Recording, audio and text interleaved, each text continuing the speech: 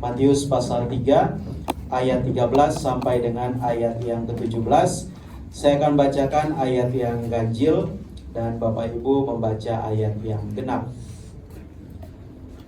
Demikianlah firman Tuhan. Pada waktu itu Yesus datang dari Galilea ke Yordan kepada Yohanes untuk dibaptis olehnya.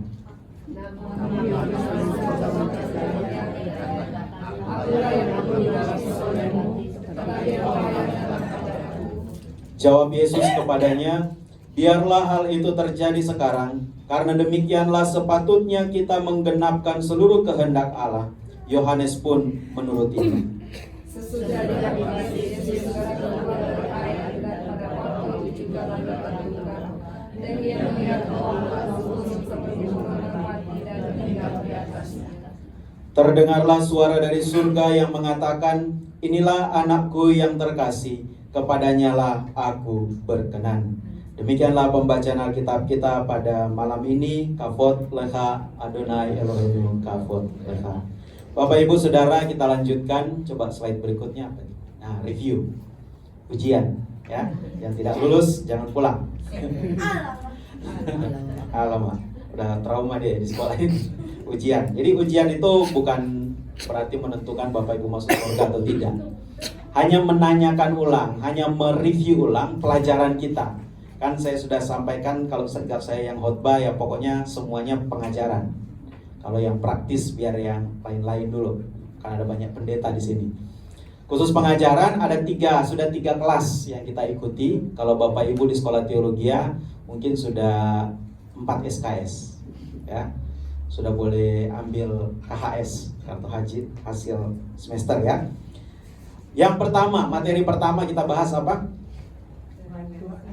Tuhan yang Esa. Nah, tumben biasanya Ibu Nelti yang cepat. Sekarang kalah cepat sama Oma, sama Mami. Ya. Yang pertama, Tuhan itu Esa. Itu prinsip kita pertama, tidak akan berubah. Tuhan itu tetap Esa untuk sampai selama-lamanya. Amin. Topik yang kedua adalah ini lulus apa enggak? Nama Tuhan. Khususnya membahas tentang makna Ehye, Asher, Ehye. Makna Ehye, Asher, Ehye itu ada 3. Nah, yang pertama apa? Itu Pancasila. Yang pertama, Tuhan ada kapanpun Dia ada. Ya. Yang kedua, Tuhan ada dimanapun Dia ada. Yang ketiga, Tuhan menjadi apapun yang Dia mau menjadi. Itu ya makna Ehye, Asher, Ehye. Jangan lupa, udah mau habis tahun 2025. Kalau lupa kita ulang lagi dari awal. Balik lagi ke semester 1. Yang ketiga baru minggu lalu ini. Apa? Gak masuk. Nah, makanya jangan bolos. Minggu depan bilang sama Papa wajib datang, tidak boleh tidak datang, ya supaya tidak ada alpa. Ya. Minggu lalu apa materinya? Waduh. Nama Tuhan, khususnya tentang Yod He Waw He. Benar tidak? Adonai. 3 materi itu sudah kita pelajari. Bagaimana kita mau lanjut kalau materi yang lama kita sudah lupa semua? Ya, nggak masuk, absen lagi. Ya. Jadi 3 materi ini sudah kita pelajari karena ini akan menjadi basic, akan menjadi dasar untuk pelajaran-pelajaran kita yang berikutnya. Apalagi materi hari ini. Terus terang saya bergumul dengan materi kita hari ini. Saya tidak tahu mau dibawa kemana ini, mau disederhanakan seperti apa. Lumayan puyeng. Ya, tapi mari kita coba belajar bersama-sama. Ada satu pertanyaan di sini, slide berikut coba. Ini. Jika Tuhan itu Esa, kan pelajaran pertama kita Tuhan itu Esa. Jika Tuhan itu Esa, bagaimana menjelaskan peristiwa pembaptisan Yesus?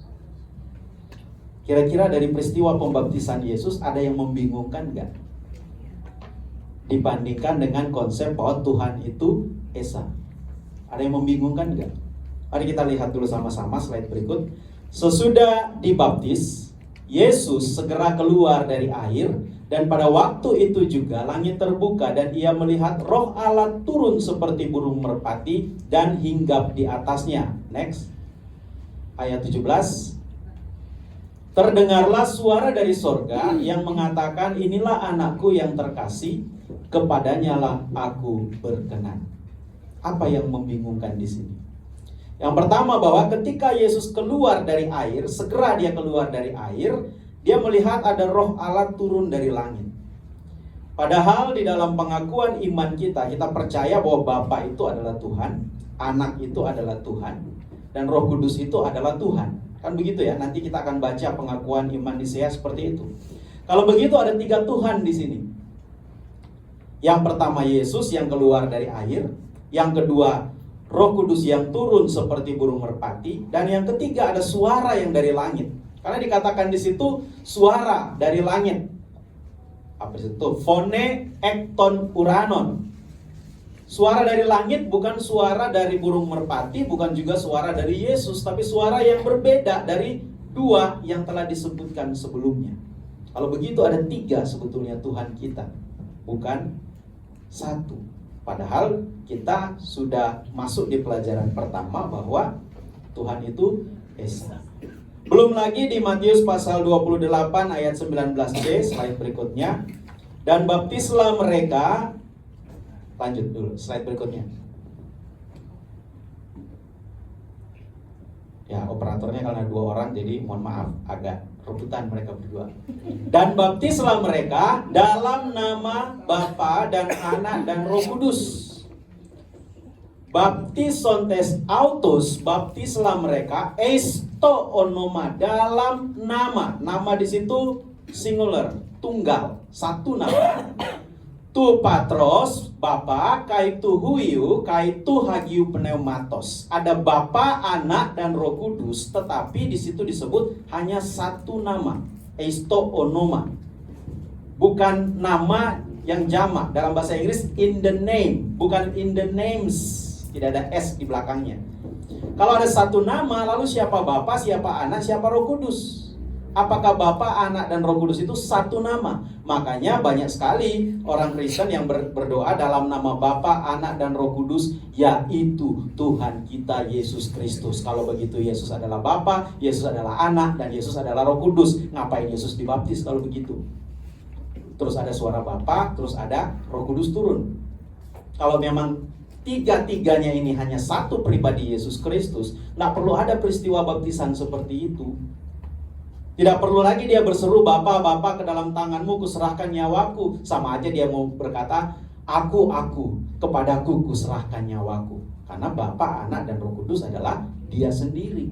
Nah, inilah yang kita sering terjebak di dalam pemahaman Trinitas kita. Padahal sebetulnya pemahaman itu memang tidak seperti itu. Bahwa Allah itu, Tuhan itu Esa adanya, 1 adanya. Tetapi dia memiliki 3 pribadi. Itu pemahaman gereja. Coba kita lihat slide berikut. Ini rumusan yang dirumuskan oleh gereja mula-mula. Merumuskan begini. Mia usia, tres hypostasis, 1 hakikat, 3 pribadi. Ini rumusan gereja mula-mula, sampai sekarang masih dipegang oleh gereja ortodoks. Mia usia, tres hypostasis. Huruf U dalam bahasa Yunani di perkembangan berikutnya dibaca I atau dibaca Y. Makanya ada yang mengatakan hipostasis, ada yang bilang hypostasis. Sama kalau di bahasa Ibrani huruf waw kadang-kadang dibaca V, kadang-kadang dibaca W. Dibaca V itu karena pengaruh bahasa Aramaik. Jadi pada zaman Yesus itu bahasa Aramaik itu begitu berpengaruh sehingga huruf yang tadinya waw dibaca vav.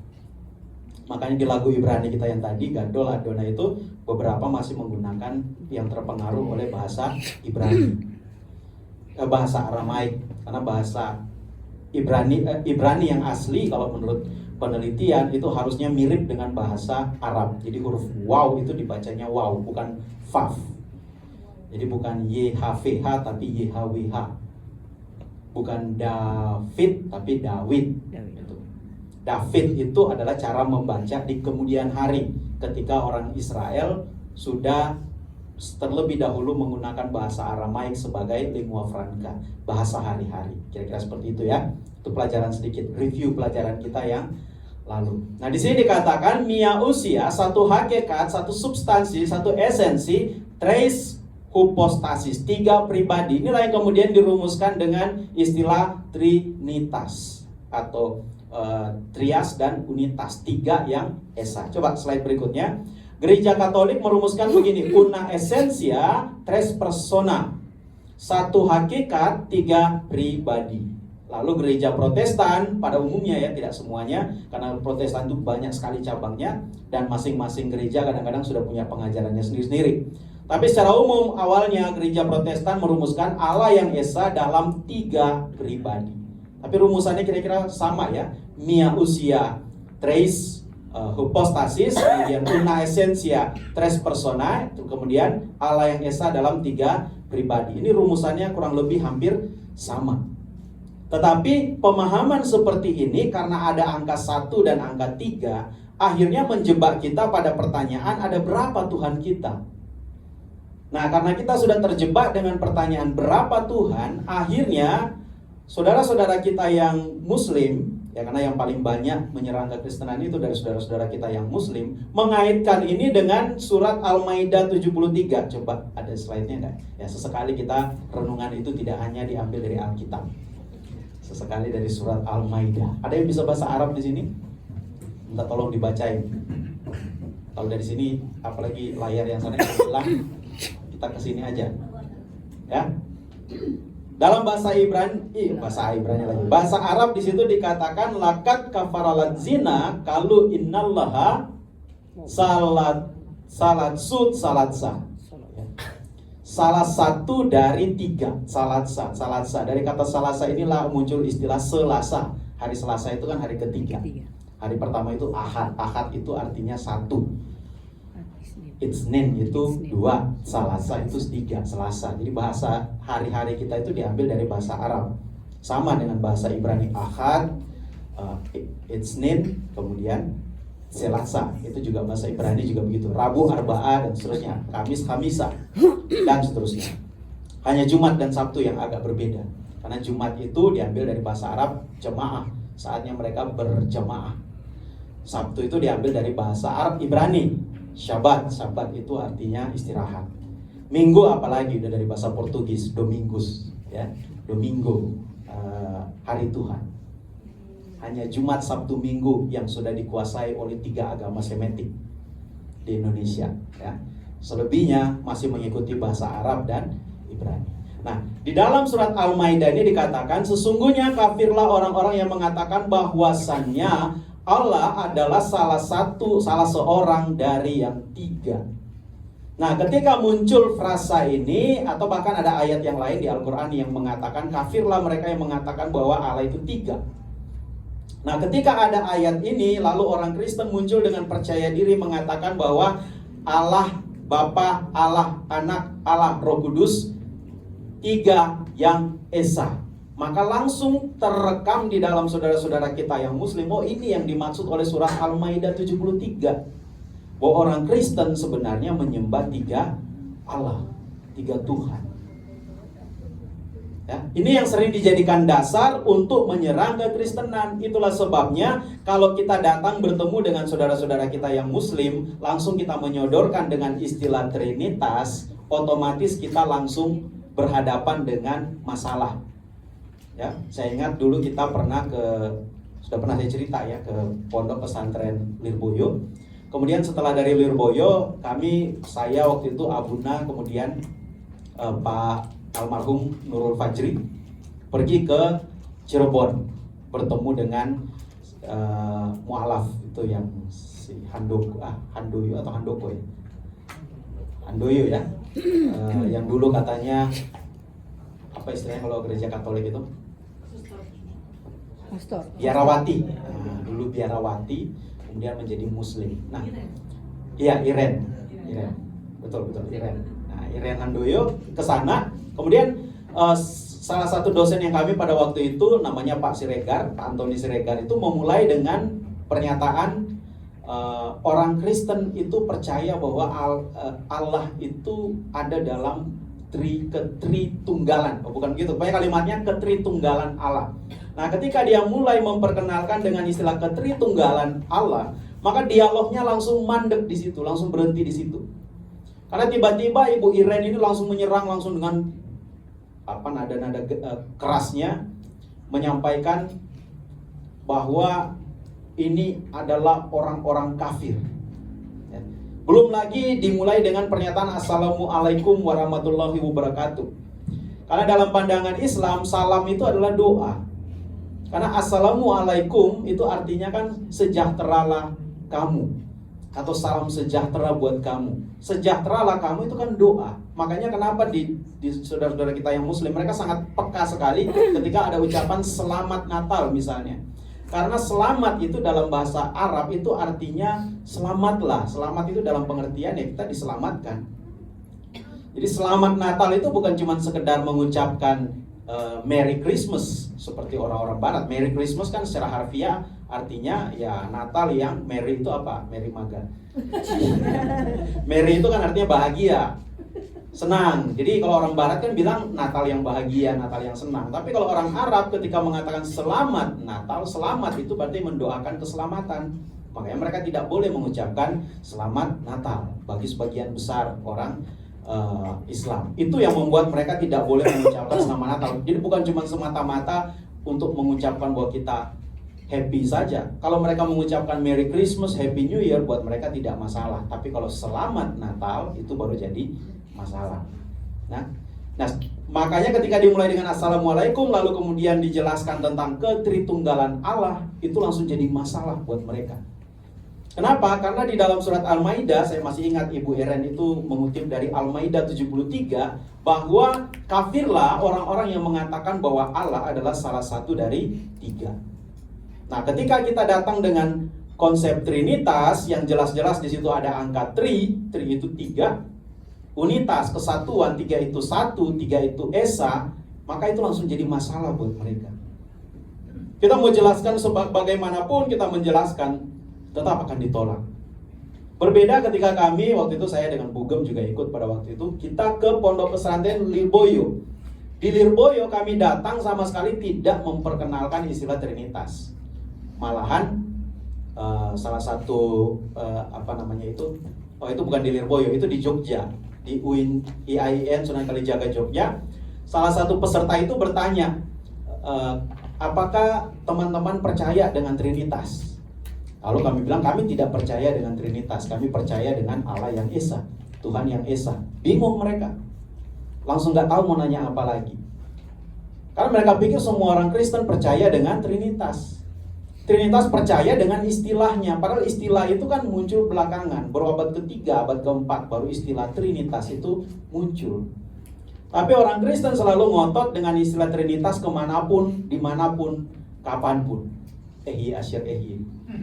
Ya, dimanapun, kapanpun kita setiap kali berdialog selalu menggunakan istilah Trinitas. Meskipun orang-orang yang kita ajak berdialog sudah jelas-jelas mengatakan bahwa kafirlah mereka yang mengatakan bahwa Allah itu salat sud, salat sah, salah satu dari 3. Apa salahnya kita sedikit-sedikit tidak menggunakan istilah Trinitas? Nggak berdosa kok. Yang penting kita percaya bahwa Tuhan itu Esa dan Dia ada dalam Bapa, Anak, dan Roh Kudus. Itu dulu yang penting. Jadi Bapak Ibu kalau mau berdiskusi, berdialog dengan saudara-saudara kita yang Muslim, jangan langsung bawa-bawa Trinitas. Istilah itu sudah langsung kayak sudah ada label haramnya dari MUI. Jadi kalau kita ajak diskusi langsung masuk pada istilah itu, langsung mandek diskusinya, nggak akan berlanjut. Tapi mulai aja dulu dengan kami mau membahas tentang keesaan Allah dalam pandangan Kristen. Karena memang begitulah gereja mula-mula merumuskan tentang doktrin gereja bahwa Tuhan itu Esa. Makanya pengakuan iman nanti akan kita ucapkan, pengakuan iman Nisia itu kan jelas sekali. Aku percaya kepada satu Tuhan, satu Allah. Itu dulu ya, sampai di situ dulu. Baru kita lanjutkan. Nah, bagaimana gereja kemudian merumuskan tentang istilah ini? 3 ini, Bapa, Anak, dan Roh Kudus. Kita lihat di slide berikutnya. Di Konsili Nisea, gereja mula-mula, ini tadi sudah lewat. Oh ya, sampai sini dulu. Di istilah gereja mula-mula, tadi kan digunakan istilah mia usia tres hypostasis. Satu hakikat, tiga pribadi. Hakikat di situ menggunakan kata usia. Dalam bahasa Yunani huruf O dan U kalau berdekatan itu dibaca U. Jadi dibacanya usia. Jadi bukan usia lanjut, usia umur, bukan. Tapi usia itu adalah hakikat. Sementara hipostasis atau hypostasis itu adalah pribadi.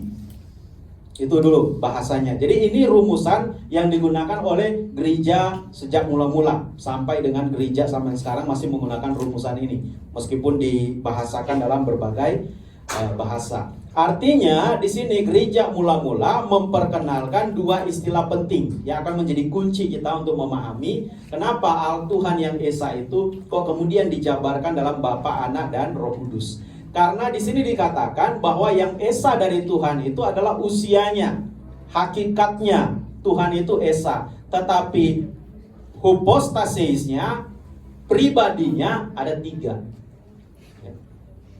Berarti nggak sampai di sini? Bingung ya? Apa perlu saya ulang lagi? Nanti kita akan lihat lebih lanjut dulu. Coba kita slide berikutnya. Di Konsili Nisea 325 dirumuskan begini. Ini pengakuan iman kita. Dan kepada satu Tuhan, Yesus Kristus, Anak Allah yang tunggal, yang lahir dari Sang Bapa sebelum ada segala zaman, Allah dari Allah, terang dari terang, Allah yang sejati dari Allah yang sejati, diperanakan bukan dibuat, sehakikat dengan Sang Bapa. Ada kata homoousion to patri. Slide berikut. Homoousion to patri itu, kata homoousion itu berasal dari kata homos dan usia. Homos itu artinya sama, makanya kalau pernikahan homo itu berarti pernikahan sesama. Ya. Usia itu tadi hakikat. Jadi sehakikat dengan Sang Bapa di dalam pengakuan iman Nisea menggunakan istilah homoousion. Satu hakikat atau hakikat yang sama dengan Bapa. Yesus itu dikatakan dia satu hakikat dengan Bapa. Sehakikat, homoousion. Nah, dari sini kemudian di Konsili Konstantinopel 381, slide berikutnya, dirumuskan, ditambahkan begini. Adapun orang-orang yang mengatakan atau bahwa anak berasal dari hipostasis lain atau usia lain, maka gereja yang am dan rasuli mengutuk mereka. Zaman dulu, zaman konsili-konsili itu gereja selalu mengeluarkan tambahan kalimat seperti ini yang disebut kalimat atau rumusan anatema. Anatema itu kutukan. Kutukan itu untuk mengutuk ajaran-ajaran yang menyimpang dari rumusan resmi gereja. Kalau zaman sekarang karena sudah tidak ada, jadi orang bebas bikin ajaran di mana-mana. Di YouTube aja tiap channel Bapak Ibu masuk beda-beda ajarannya. Dan sudah tidak ada yang berani menganatema. Kalau zaman dulu ada. Semua pemimpin-pemimpin gereja berkumpul di satu kota. Contohnya tadi di Nisea itu di Turki, lalu pernah juga di Konstantinopel. Mereka berkumpul di situ hanya untuk merumuskan doktrin gereja. Setelah doktrin itu dirumuskan, maka yang di luar itu akan dinyatakan anatema, dikutuk. Makanya seperti Arianisme, Sabellianisme, modalisme dan sebagainya, ajaran-ajaran gereja yang menyimpang itu semuanya di anatema, dikutuk. Itu gereja zaman dulu, tegas, ada disiplinnya, ada hukumnya. Kalau zaman sekarang penuh dengan belas kasihan. Jadi kalau orang mengkritik ajaran yang gereja lain, seolah-olah dianggap emang kamu suci, emang kamu kudus. Nah, sehingga gereja menjadi sangat longgar. Ketika gereja menjadi longgar, jangan salahkan kalau sekarang ajarannya entah kemana-kemana. Kadang-kadang nggak ada dasar Alkitabnya, kadang-kadang tidak ada landasan sejarah gerejanya. Pokoknya yang penting umat berbahagia. Ya, yang penting kita ketika beribadah enjoy. Yang penting ketika kita beribadah bisa memuji Tuhan, menyembah Tuhan. Padahal model-model yang kita gunakan atau pemikiran-pemikiran yang kita gunakan sudah tidak alkitabiah. Dan ketika ada orang berusaha menegakkan ajaran alkitabiah, kadang-kadang dianggap terlalu repot, terlalu rumit. Ya. Nah, itu yang membuat muncullah saksi-saksi Yehova. Muncul lagi apa?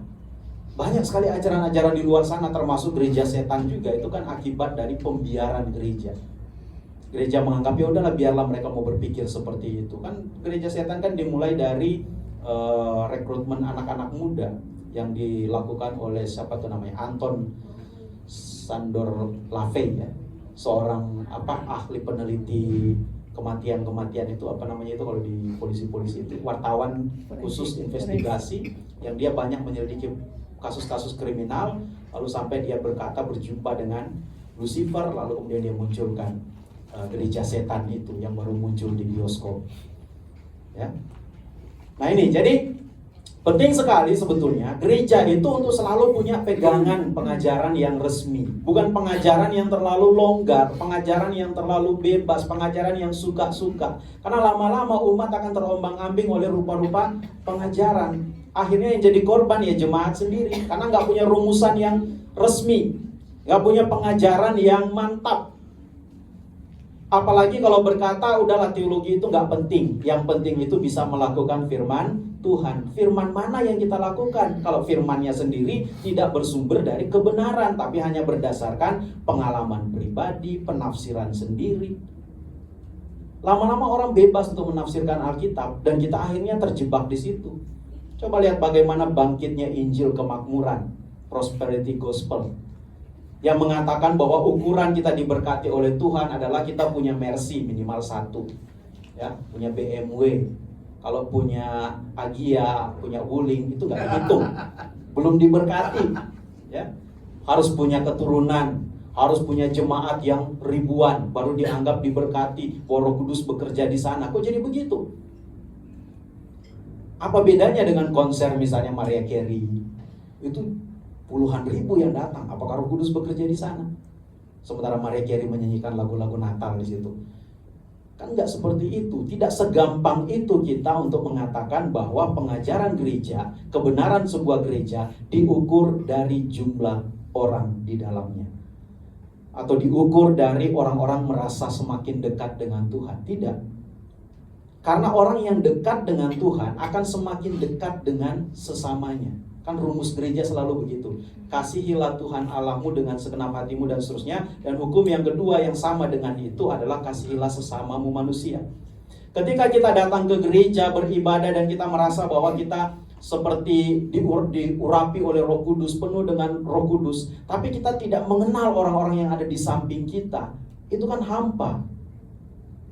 Kenapa kita justru masuk dalam gereja menjadi semakin egois, semakin tidak mengenal orang yang di depan kita, di belakang kita, dan kita merasa saya sedang memuji Tuhan. Apa pujian penyembahan seperti itu yang Tuhan maksudkan? Kalau di dalam perjanjian lama, konsep persekutuan itu begitu kuat, bahkan sampai mati pun orang-orang Israel disuruh tulang belulangnya itu disatukan. Kenapa? Karena mereka tidak boleh tercerai. Persatuan itu diutamakan. Bahkan Yesus ketika mengajar doa, dia tidak berkata Bapakku yang di surga, tapi Bapa kami yang di surga.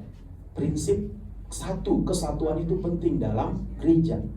Jadi ukuran gereja yang benar sebetulnya hanya satu. Apakah persekutuannya semakin erat? Apakah kita yang hadir meskipun mungkin hanya 5-6 orang, tapi saling mengenal satu dengan yang lainnya, saling peduli satu dengan yang lainnya. Yang satu punya masalah, yang lain peduli. Itulah ukuran gereja yang benar. Bukan karena besarnya, bukan karena gedungnya yang hebat, enggak. Jadi Bapak Ibu nggak pede kalau datang ibadah di sini, kok yang datang cuma 50 orang misalnya, atau yang datang cuma 20 orang. Kira-kira ada Roh Kudus nggak di sini? Roh Kudus itu kan mengaruniakan banyak sekali karunia kepada manusia. Salah satu karunianya adalah pengajaran. Jadi kalau Bapak Ibu datang ke sini mendapatkan pengajaran, ya berarti ada karunia Roh Kudus di sini. Yang penting pengajarannya berdasarkan Alkitab, bukan pengajaran yang dibangun di atas pemikiran seseorang. Yang saya sampaikan ini bukan pemikiran saya. Ini ada landasan Alkitabnya. Makanya kita berangkat dari konsili-konsili. Berarti dirumuskan oleh bapak-bapak gereja sejak zaman gereja mula-mula. Dan ketika mereka merumuskan ini, mereka membaca Alkitab itu berkali-kali. Gak boleh sembarangan ketika merumuskan rumusan doktrin ini. Ya, jadi seperti ini. Di sini dikatakan bahwa orang-orang yang mengatakan bahwa anak itu berasal dari hipostasis yang lain atau dari usia yang lain, maka gereja yang am dan rasuli mengutuk mereka. Nah, ketika kita berbicara tentang ada zaman Bapa, zaman Anak, zaman Roh Kudus, siapa yang pernah dapat pengajaran itu? Perjanjian Lama itu zaman Bapa, Perjanjian Baru itu zaman Anak, sekarang itu zaman Roh Kudus. Itu kan ajaran Sabelian, Sabelianisme. Jadi pribadi itu dibagi-bagi, Bapa, Anak, dan Roh Kudus. Masing-masing ada zamannya. Di zaman Bapa seperti ini, zaman Anak seperti ini, zaman Roh Kudus seperti ini. Apakah di zaman Bapa, Anak itu tidak ada? Roh Kudus itu tidak ada. Apakah di zaman Anak, Bapa itu tidak ada? Roh Kudus juga tidak ada. Apakah di zaman Roh Kudus, Anak dan Bapa pensiun? Enggak, dalam kekristenan ketiganya ini ya Esa berkarya bersama-sama. Di zaman Perjanjian Lama, Bapa, Anak, dan Roh Kudus ada di sana. Di zaman Yesus, Bapa, Anak, dan Roh Kudus ada di sana. Di zaman sekarang juga Bapa, Anak, dan Roh Kudus itu tetap ada. Tidak bisa dipisah. Jadi jangan bilang, oh kami sekarang ada di zaman Roh Kudus. Enggak. Kita sekarang ada di zaman kita sekarang. Gitu ya. Emang sudah saya bilang dari tadi kan, emang pengajaran hari ini agak berat. Jadi biar sesekali datang ke gereja tidak hanya hati yang digunakan tapi juga otak. Ya, karena kalau cuma hati kan ya kita bisa inilah saling berkomunikasi. Tapi kalau otak kan butuh mikir. Mudah-mudahan Bapak Ibu sudah memakan nutrisi yang lengkap, yang berguna untuk mensuplai oksigen ke otak, supaya bekerja otak kita pada malam ini ya. Karena otak salah satu yang dikaruniakan Tuhan kepada kita. Jadi harus kita pakai ya. Nah ini, jadi di Konsili Konstantinopel dirumuskanlah seperti ini sehingga usia dan hipostasis itu mulai dibedakan. Lalu kemudian di sini perbedaannya dirumuskan dalam rumusan gereja. Heusia legei tot esti. Hypostasis legei tot pos esti. Usia mengatakan apa itu, hipostasis mengatakan bagaimana ia ada secara pribadi. Ini rumusan gereja. Bahasa sederhananya ada contoh yang diberikan oleh gereja Katolik. Usia itu seperti kemanusiaan. Hipostasis itu seperti pribadi manusia-manusianya. Ada Meiti, ya, ada Pak Nindya, kemudian ada siapa lagi, ada Pak Kenny. Itu pribadi, itu hipostasis. Tapi usianya sama, yaitu kemanusiaan. Kan semuanya ini kemanusiaan kan? Atau ada yang tidak manusia di sini? Semua manusia. Itulah usia. Secara usia kita sama-sama manusia, tapi dalam pribadi yang berbeda-beda, yang unik satu dengan yang lainnya. Nah, pemahaman keilahian juga dalam kekristenan itu seperti itu. Makanya muncul sebuah diagram. Coba slide berikutnya. Mudah-mudahan saya masuk ini. Ini rumusan Trinitas yang paling kuno dari kekristenan. Ada Bapa, the Father, ada Anak, the Son, ada the Holy Spirit, Roh Kudus. Di tengah-tengahnya itu God, Tuhan, keilahian. Keilahiannya itu adalah Esa, tapi dalam kepribadiannya Bapa, Anak, dan Roh Kudus, ini adalah pribadi yang berbeda-beda. Bisa dibedakan tapi tidak bisa dipisahkan. Begitu istilah Aguna K.M. Yusufroni. Makanya di sini dikatakan the Father is not Son, is not the Son. Bapa itu bukan anak. Makanya keliru ketika berkata dalam nama Bapa, Anak, dan Roh Kudus, yaitu Tuhan kita Yesus Kristus. The Father is not the Son. Bapa itu bukan anak, anak juga bukan Bapa.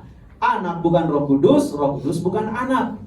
Lalu kemudian Bapa bukan Roh Kudus juga bukan Bapa. Tetapi Bapa adalah Allah, Anak adalah Allah, Roh Kudus adalah Allah. Itulah yang dimaksud dengan mia usia tres hypostasis.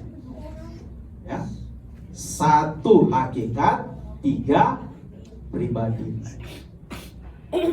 Makin pusing kan? Ternyata lebih menyenangkan melihat jemaat pusing daripada jemaat ketawa terbahak-bahak. Ya, artinya mikir gitu ya. Jadi dalam rumusan inilah muncul konsep Bapa, Anak, dan Roh Kudus. Ya, seperti itu.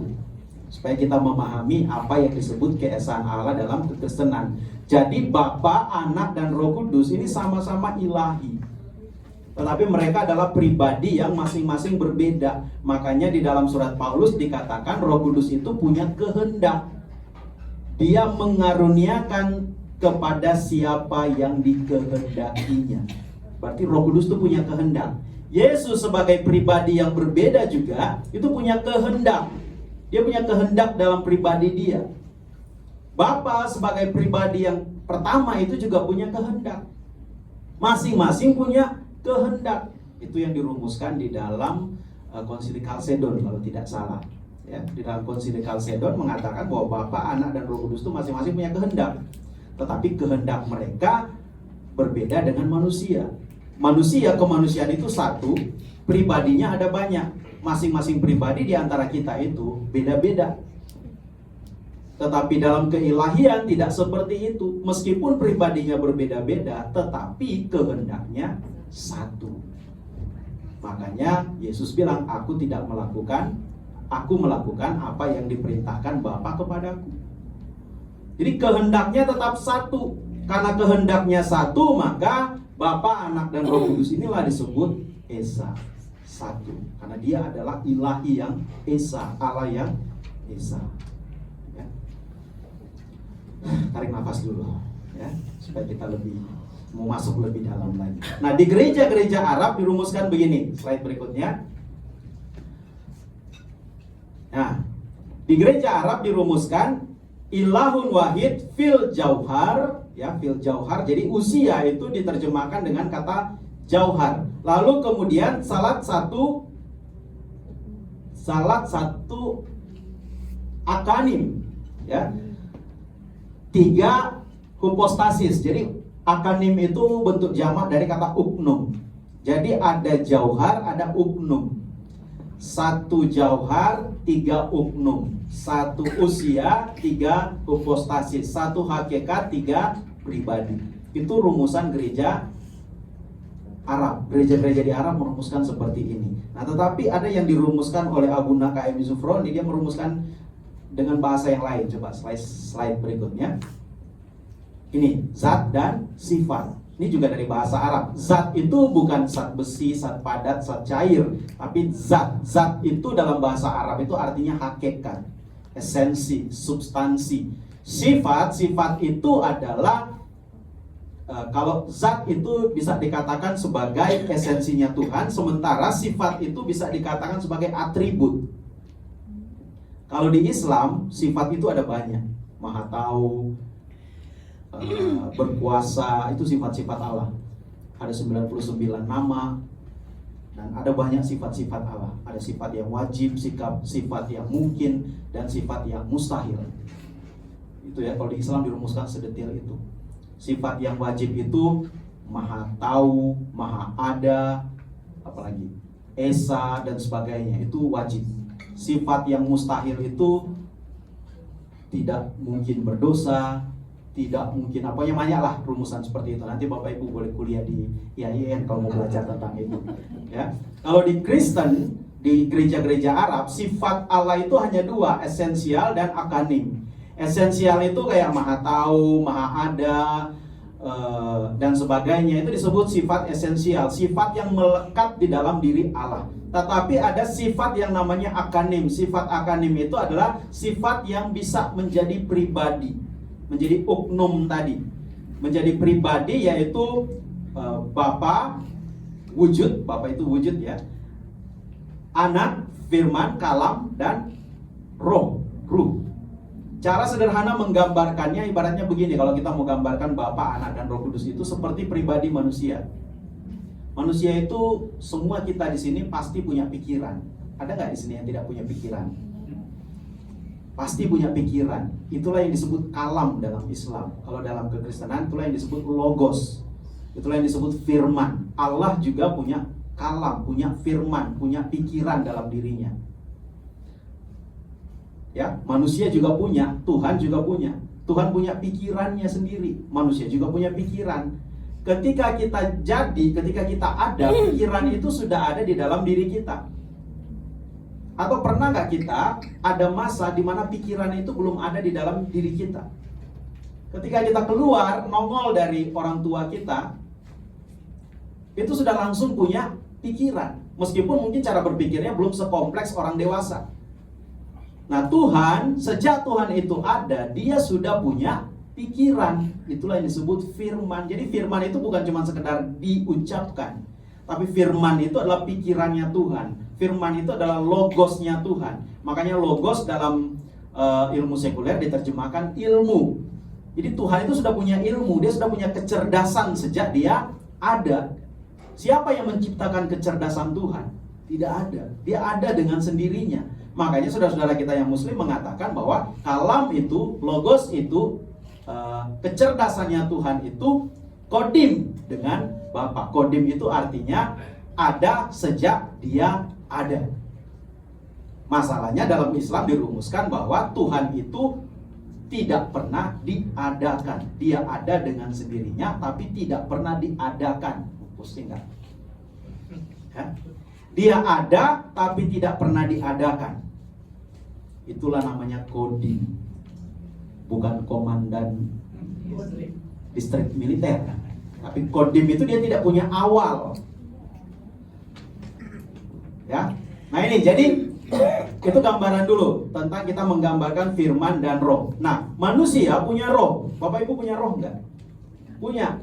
Roh ini kalau gambaran sederhananya itu seperti mood. Tahu mood ya? Kita diajak nonton yuk, lagi nggak mood. Mood itu kira-kira karena apa? Karena pikiran atau memang karena ada roh yang membuat kita nggak mood? Contohnya, Bapak Ibu makan karena apa? Belum tentu. Karena mood. Bukan karena lapar. Ada orang lagi lapar-laparnya dikasih makanan di depan dia, lagi nggak mood makan. Tapi ada orang lagi kenyang-kenyangnya dikasih satu piring lagi, lagi mood, hantam sudah. Berarti bukan karena lapar. Tapi ada mood yang menggerakkan. Kalau orang lagi lapar plus mood, nah itu 3 piring pun habis. Ya.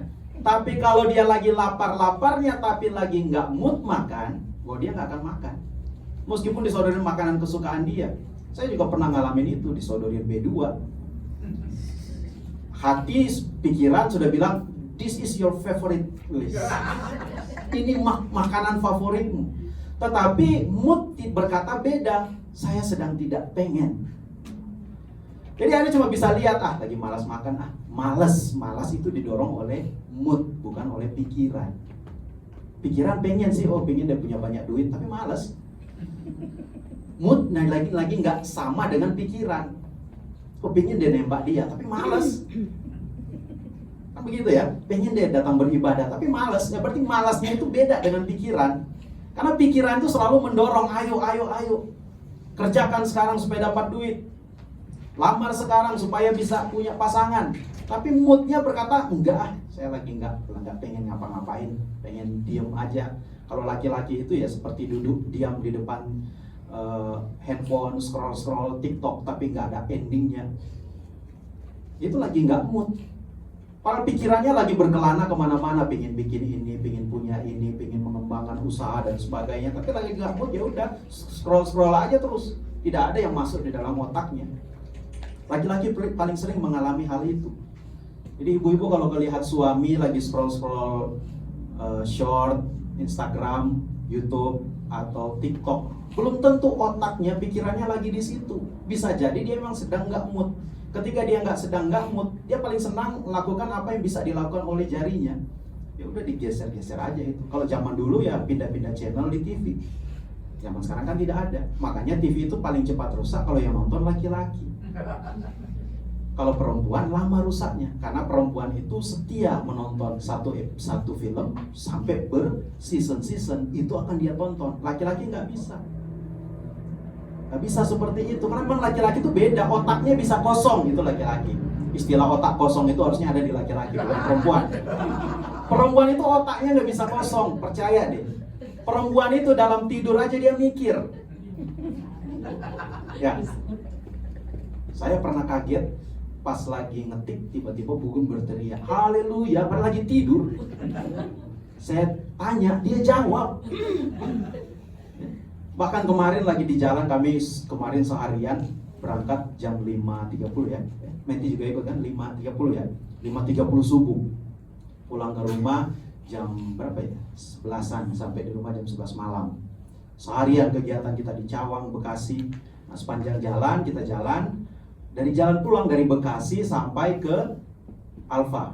Saya lagi asik nyetir, Bugum lagi berdoa di samping. ya, merem dia sepanjang jalan. Macet. Nah, kebetulan karena macet, tiba-tiba dia bangun lalu dia tanya, "Udah sampai rumah duka Jelambar belum?" Lah. Berarti dia selama dia berdoa, pikirannya kemana-mana. Ada rumah duka apa sebagainya. Tiba-tiba nanya, "Udah sampai rumah duka Jelambar belum?" Saya tanya, "Ngapain kita ke rumah duka Jelambar?" Bingung dia, habis itu tidur lagi. Berdoa lagi, melanjutkan mimpinya kemana-mana. Jadi perempuan itu pikirannya nggak pernah kosong. Laki-laki itu yang sering kosong. Ya, karena laki-laki itu punya yang namanya apa itu istilahnya, nothing, ya, kotak nothing di dalam otaknya, kotak yang tidak bisa, ya dia nggak mikir apa-apa, pokoknya dia enjoy aja, menikmati saja, santai, relax. Makanya laki-laki kadang-kadang kalau sudah di mode itu, dia akan menjadi manusia paling pemalas di dunia. Ya, disuruh bangun malas, disuruh ngerjain ini malas, pokoknya entar terus sampai Yesus datang kedua kali. Udah dipanggil sama malaikat, "Ayo pengangkatan sekarang." Entar ya, masih asik-asik TikTok dan sebagainya. Itu laki-laki, memang laki-laki seperti itu. Nah, itulah mood itu digerakkan oleh roh kalau dalam pemahaman keagamaan. Roh itulah yang menggerakkan mood kita. Atau yang menggerakkan nafsu juga bisa digerakkan oleh roh, karena sama-sama nefes itu nafsu, ya. Nafsu juga digerakkan oleh roh. Kita kalau mau makan, kalau lagi nggak nafsu, meskipun sudah lapar, meskipun sudah keroncongan, sudah berapa album diputar oleh perut kita, makanan sudah tersedia di depan, kalau lagi nggak nafsu ya sama aja, nggak akan makan. Jadi Bapak Ibu makan, kalau ditanya apa yang membuat Bapak Ibu ingin makan, bukan karena lapar. Saya bukan tanya apa yang mau dimakan. Apa yang membuat kita pengen makan? Yang membuat kita pengen makan adalah mood. Nah itu, jadi manusia itu punya pikiran, punya mood. Mood itu sudah ada sejak manusia itu ada. Bahkan mungkin sejak dari dalam rahim ibu, janin itu sudah punya mood. Makanya ada janin yang lama keluar, lagi nggak mood. Bidannya udah pakai segala cara, udah pembukaan sekian, nggak keluar. Emang lagi nggak mood dia di dalam, apalagi kalau anaknya laki-laki, lagi betah di dalam, malas keluar. Ya. Moodnya lagi nggak menggerakkan seperti itu. Nah, jadi pikiran dan roh. Manusia punya pikiran dan roh. Tuhan punya pikiran dan roh tidak? Punya. Itulah yang disebut firman dan roh. Roh Allah itulah Roh Kudus. Firman itulah yang menjadi manusia. Makanya di Yohanes 1 ayat 14, firman itu menjadi manusia. Nah, apakah pikiran dan mood kita itu bukan kita? Nah, ini pertanyaan yang lebih filosofis lagi. Apakah pikiran kita bukan kita? Apakah mood kita bukan kita? Karena pikiran itu bisa keluar menjadi apa saja. Kalau mood nggak bisa. Pikiran itu bisa kita keluarkan melalui perkataan kita. Pikirannya keluar. Melalui tulisan kita, oh ini buah pikiran saya. Melalui prakarya-prakarya kita, pikiran bisa keluar. Makanya pikiran Allah itu bisa keluar. Nuzul menjadi manusia. Kalau di Islam itu nggak bisa. Yang namanya sifat-sifat Allah itu esa adanya, tidak terpisah dari Bapa. Di dalam kekristenan ada sifat yang bisa keluar, itulah sifat akanim. Kalau di dalam tradisi Yahudi, itulah yang disebut logos endiatetos, logos yang bisa keluar dari Bapa. Karena sama, manusia aja pikirannya bisa keluar, masa Tuhan pikirannya nggak bisa keluar? Buktinya di dalam Islam itu diajarkan ada kalam, ada kalimat. Dulu saya pikir kalam dan kalimat itu sama. Waktu belajar Islamologi, Islamika, barulah dijelaskan bahwa kalam itu adalah yang melekat sehakikat di dalam diri Allah, sementara kalimat adalah yang keluar dari Tuhan. Tetapi dalam tradisi Islam dibedakan kalam dengan kalimat. Kalam itu bisa, kalimat itu bisa menjadi malaikat. Yesus itu disebut kalimatullah. Karena dia adalah kalam yang keluar dari Tuhan. Tapi kalam itu tidak mungkin meninggalkan Bapa. Itu pemahaman Islam. Makanya dikatakan sifatnya Tuhan itu esa sama dengan zatnya. Sementara dalam kekristenan, zat itu esa, tapi sifat itu dia bisa menjadi pribadi yang lain. Termasuk roh. Rohnya Tuhan itu bisa menjadi pribadi yang lain. Itulah Roh Kudus. Tetapi meskipun ada 3 pribadi, Bapa, Anak, dan Roh Kudus, ketiganya adalah Esa. Ketiganya adalah satu.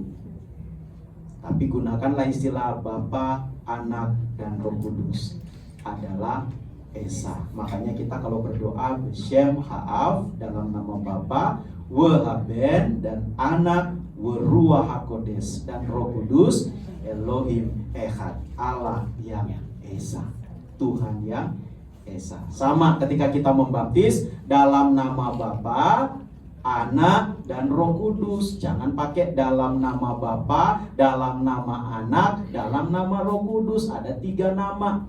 Padahal dalam bahasa Yunani tadi sudah saya sampaikan, eisto onoma, di dalam satu nama, pater, terus kai huyu, kai tu hagiu pneumatos. Dalam nama, kalau dulu ada seorang ahli agama-agama yang pernah mengajar di STT Apostolos itu dari Jerman, itu siapa namanya? Saya lupa. Olaf Schumann dulu pernah mengajar kuliah umum studium general di Apostolos, dan dia mengajarkan begini. Adalah lebih baik apabila menerjemahkannya begini. Dalam nama (2) Bapa, Anak, dan Roh Kudus. Jadi Bapa, Anak, dan Roh Kudus ini adalah satu.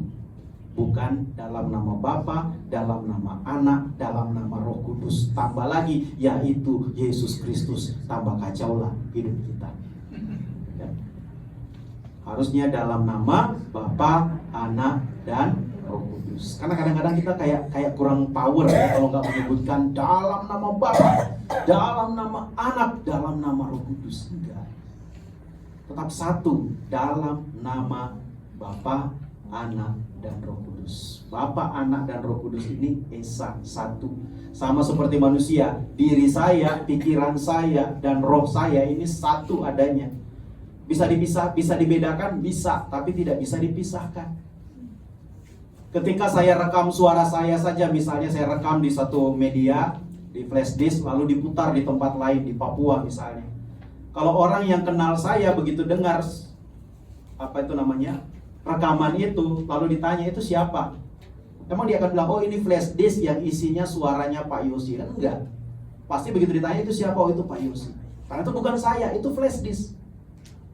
Itu hanya suara saya, tapi suara saya nggak bisa lepas dari saya.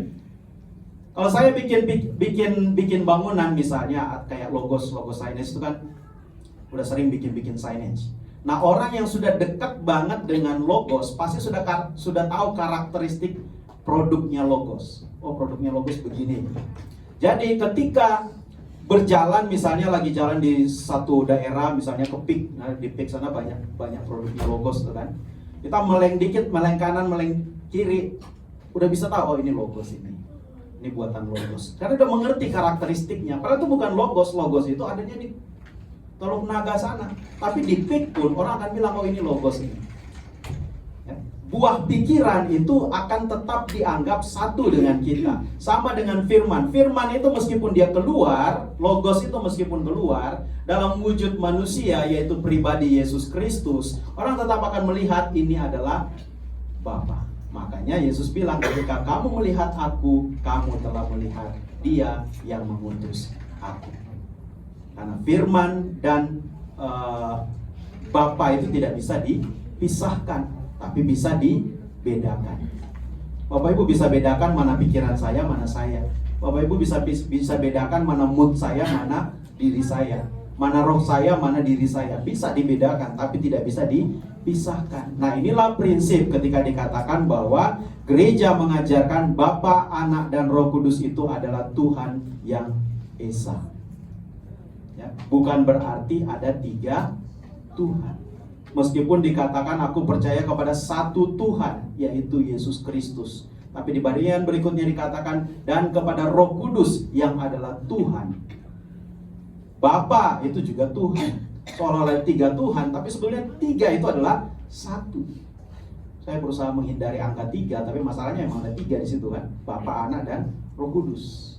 Tapi kalau kita berdiskusi dengan saudara-saudara kita yang Muslim, usahakan untuk tidak menggunakan kata 3 Esa, 1, 3, 3, 1. Apalagi menggunakan istilah Trinitas, Tritunggal. Itu akan menjadi masalah buat kita sendiri. Sebutkan saja bahwa Bapa, Anak, dan Roh Kudus, yaitu Allah yang Esa atau Tuhan yang Esa. Dan setiap doa kita, makanya kita mulai belajar setiap kali memulai doa apapun itu selalu diawali dengan ucapan Beshem, Ha'af, Yahaben, Ruach HaKodes, Elohim Echad. Untuk menyatakan bahwa Bapa, Anak, dan Roh Kudus ini bukan 3 Tuhan, tapi 1 yang Esa. Sudah cukup pusing? Harusnya dibuka ruang pertanyaan ya, supaya lebih dinamis. Nantilah kelas pertemuan ke-5, ini ke-4 ya. Ke-5 kita buka ruang tanya jawab. Jadi materinya sedikit, tanya jawab itu lebih banyak supaya lebih dalam Bapak Ibu menangkapnya. Karena saya nggak tahu ini diam karena tahu atau sedang pusing. Ya? Gimana ini? Pusing. Nanti kita harus undang Dr. Boy di pertemuan ke-5 supaya nanti kalau ada pusing kita sediakan klinik di belakang ya. Nah, jadi inti firman Tuhan kita pada hari ini mau mengatakan bahwa Tuhan itu Esa. Esa itu secara hakikat, secara usia, tetapi 3 secara hipostasis. Nanti akan kita bahas lagi di pertemuan berikutnya. Kita akan lebih dalami lagi ketika kita masuk di materi Kristologi. Ya. Kiranya firman Tuhan ini boleh menjadi berkat buat kita semua. Kita berdoa. Terima kasih ya Tuhan untuk firman yang telah Kau beritakan kepada kami pada hari ini. Kami boleh belajar mengenai keesaan Tuhan. Kami percaya bahwa sebagai orang-orang yang percaya kepada Kristus, kami menyembah Tuhan yang Esa. Tuhan yang kami kenal di dalam nama pribadi Yesus Kristus, yang juga berkarya di dalam kehidupan kami melalui karya Roh Kudus. Dan kami percaya Tuhan yang Esa itu yang juga terus memelihara kami, mencurahkan berkat-berkat-Mu di dalam kehidupan kami, yang terus berjalan bersama-sama dengan kami, karena Engkaulah Tuhan yang Immanuel, yang ada beserta dengan kami. Terima kasih ya Tuhan untuk semua yang sudah Engkau curahkan di dalam kehidupan kami, untuk berkat-berkat-Mu, untuk nafas hidup, untuk kebaikan-kebaikan yang sudah Tuhan berikan. Dan apabila di dalam kehidupan kami seringkali melenceng dari kebenaran firman-Mu, kami mohon ampun ya Tuhan. Biar Tuhan mengarahkan kami supaya jalan kami seturut dengan kehendak-Mu saja. Dan kami tidak lalai untuk memberitakan kabar Injil dimanapun kami berada. Dan sebentar kami akan masuk dalam perjamuan kudus ya Bapa. Biarlah Tuhan Engkau menilik kehidupan kami ya Tuhan. Setiap dosa-dosa dan pelanggaran kami mohon ampun di hadapan-Mu ya Tuhan. Layakkan kami untuk memakan tubuh-Mu dan meminum darah-Mu, supaya kami menjadi satu dengan Kristus sebagai anak-anak Allah, sebagai pewaris kehidupan yang kekal.